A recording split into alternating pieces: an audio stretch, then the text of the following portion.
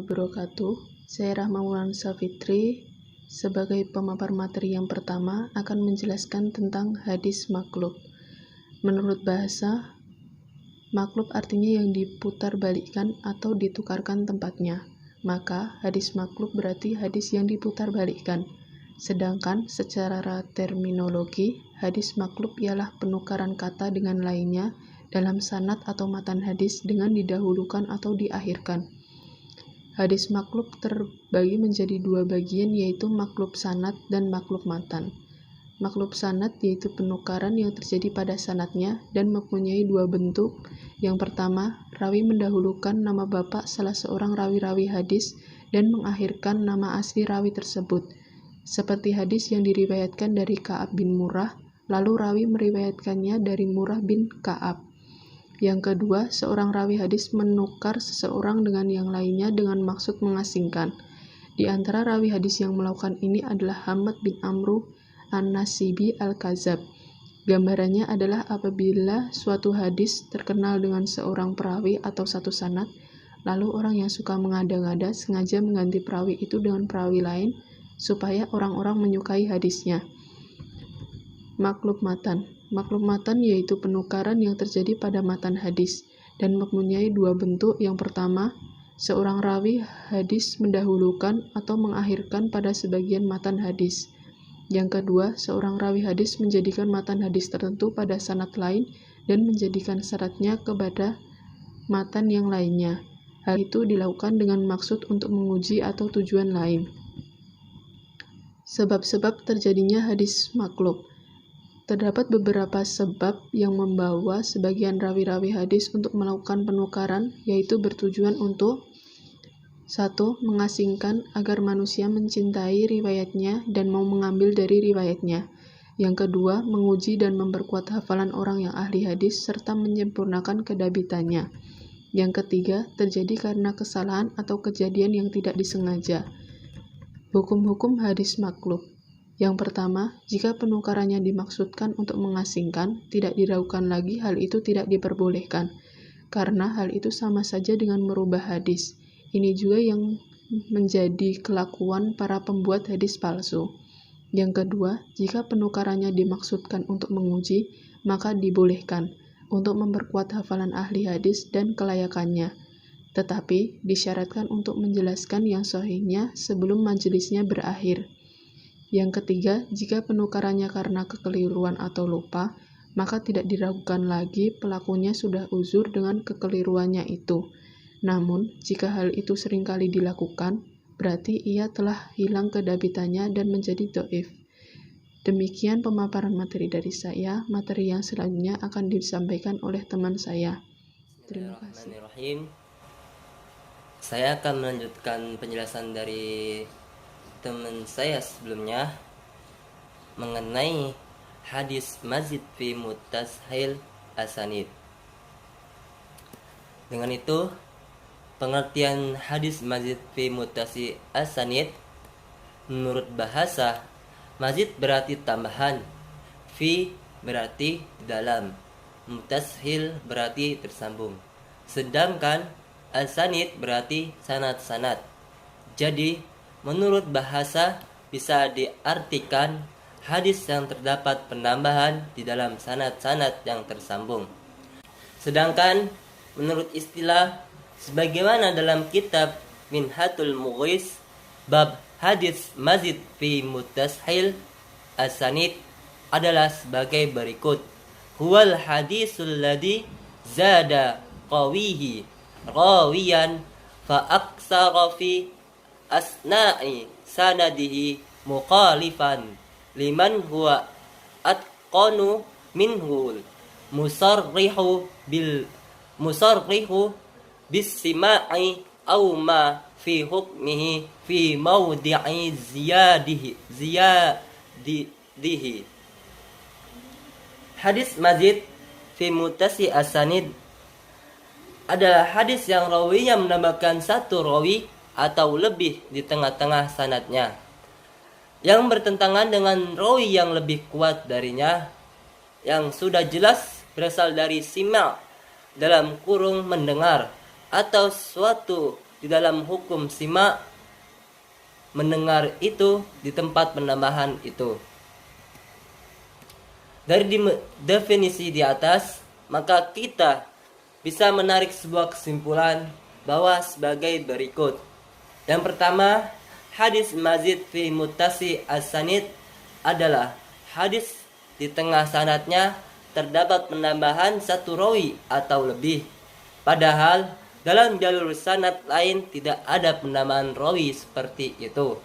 Kedua, sanad pada hadis mazid fi muttasil as-sanid bertentangan dengan sanad-sanad lain yang lebih kuat. Maka sanad lain tersebut bersumber dari sima atau kalimat yang menunjukkan makna mendengar. Misalnya dengan kalimat haddasa atau akhbarona. Misalnya ada dua hadis sama, yaitu hadis A dan hadis B. Kedua hadis tersebut memiliki sanad-sanad yang sama di awal dan di akhir. Tetapi jumlah sanad dalam hadis A lebih banyak daripada hadis B. Karena di tengah-tengah sanad hadis A terdapat rawi tambahan lain.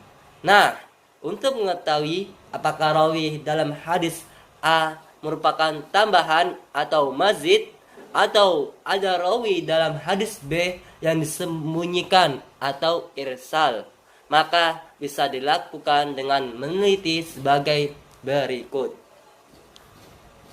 Jika hadis A dan hadis B menggunakan kalimat riwayat yang sama, yaitu menggunakan kalimat haddasana atau menggunakan kalimat an, maka yang menjadi penentu adanya tambahan rawi atau mazid atau menyembunyikan rawi irsal adalah menilik sanad pada riwayat-riwayat hadis lain.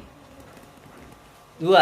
Jika hadis A adalah hadis mu'an'an dengan kalimat an, sedangkan hadis B dan kalimat haddasana, maka sudah jelas bahwa ada rawi tambahan dalam hadis A.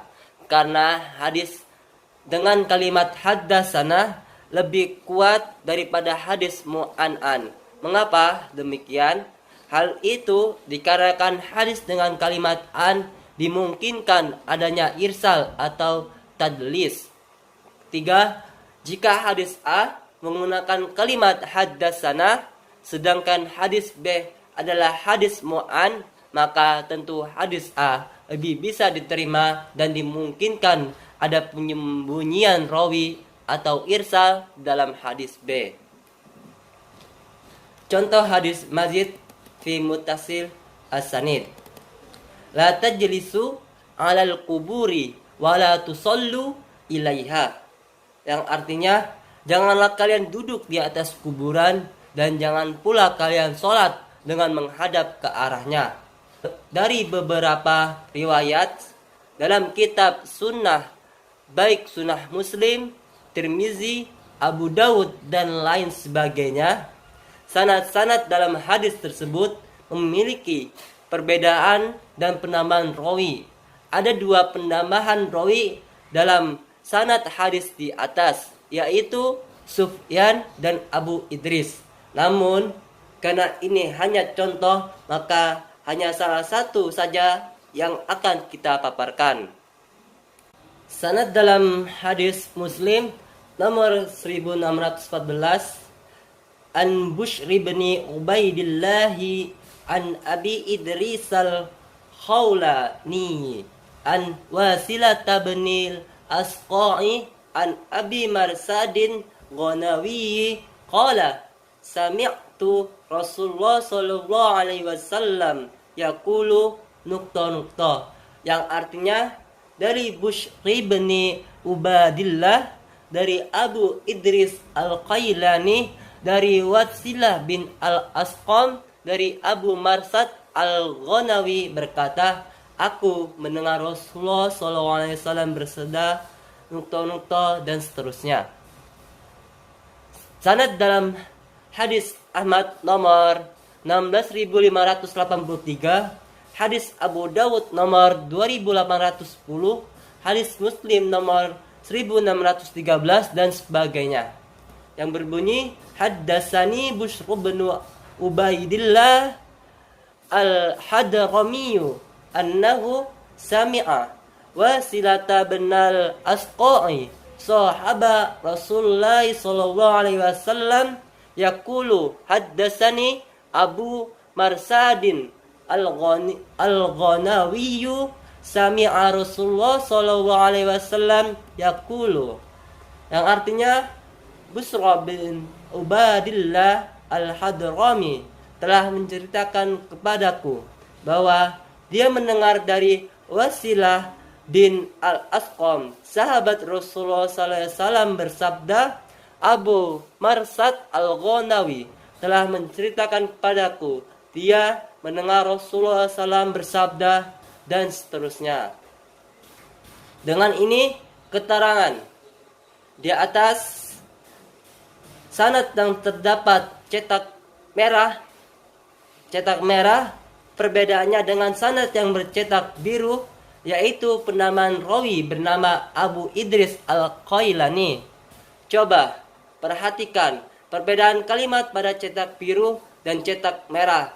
Hadis yang bercetak merah menggunakan kalimat an atau hadis mu'an-an, sedangkan hadis bercetak biru menggunakan kalimat mendengar. Dengan ini penjelasan hadis-hadis selanjutnya akan dipaparkan oleh teman saya. Warahmatullahi wabarakatuh. Selanjutnya, perkenalkan, nama saya Sahril Konato. Saya akan menjelaskan tentang hadis muttarib. Hadis muttarib adalah hadis yang diriwayatkan dengan riwayat yang saling bertentangan, yang tidak mungkin dikompromikan antara riwayat-riwayat yang ada. Bahkan pertentangan yang ada adalah riwayat yang sama-sama kuat dan tidak mungkin dikuatkan riwayat yang ada satu dan lainnya dengan jalan tarjih. Suatu hadis disebut muttarib ketika memenuhi dua syarat. Yang pertama, adanya perbedaan riwayat yang tak mungkin ada titik temu untuk disatukan. Yang kedua, riwayat yang ada sama-sama kuat yang tidak mungkin ditarjih satu dan lainnya. Hadis muttarib ada dua macam. Ada muttarib pada sanad dan ada muttarib pada matan. Contoh muttarib pada sanad. An ibni Abbas qala Abu Bakr radhiyallahu anhu, ya Rasulullah, qad sibta. Qala sayabatni hudu wal waqi'atu wal mursalatu wa amma yatasaaluna wa iza samsuku wirats.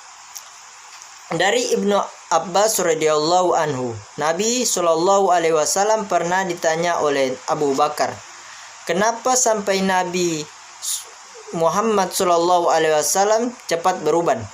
Beliau Shallallahu alaihi wasallam berkata kepada sahabatnya, yang telah membuatku beruban adalah surat Hud, surat Al-Waqiah, surat Al-Mursalah, surat An-Naba, dan surat At-Takwir. Hadis riwayat Tirmizi nomor 3297. Al-Hafidz Abu Tahir mengatakan bahwa hadis ini sahih karena pada ayat tersebut mengandung perintah untuk beristiqomah.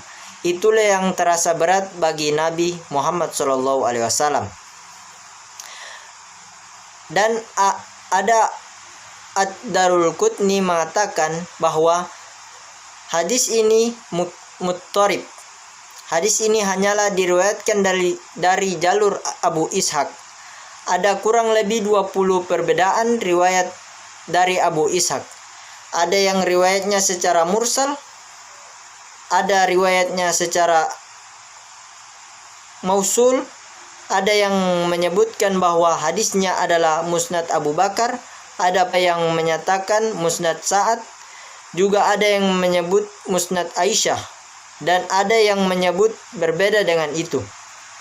Periwayatannya semua dari yang thiqah dan tidak bisa dikuatkan satu dan lainnya, juga tidak bisa dijamak atau dikompromikan.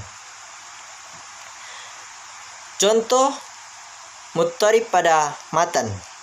Ada perbedaan dari sisi matan hadis dari dua hadis berikut ini.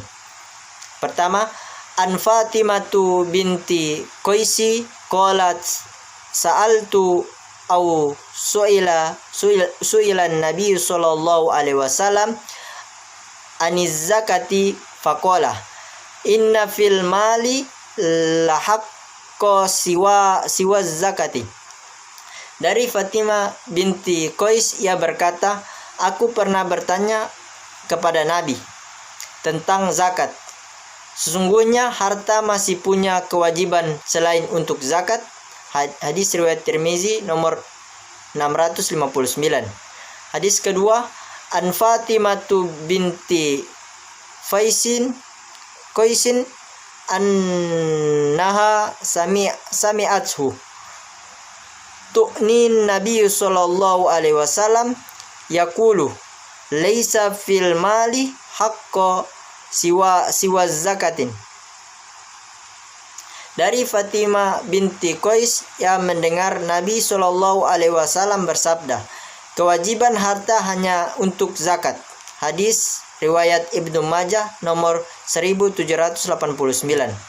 Kedua matan atau isi hadis di atas saling bertentangan dengan sangat jelas. Inti hadis muttarib termasuk hadis dhaif karena tidak adanya hafalan atau catatan yang kuat dari perawinya. Sekian, selanjutnya akan dijelaskan oleh teman saya. Terima kasih. Assalamualaikum warahmatullahi wabarakatuh. Jadi saya di sini akan menjelaskan tentang hadis muharraf. Saya akan menjelaskan tentang pengertian dan contoh-contoh hadis muharraf.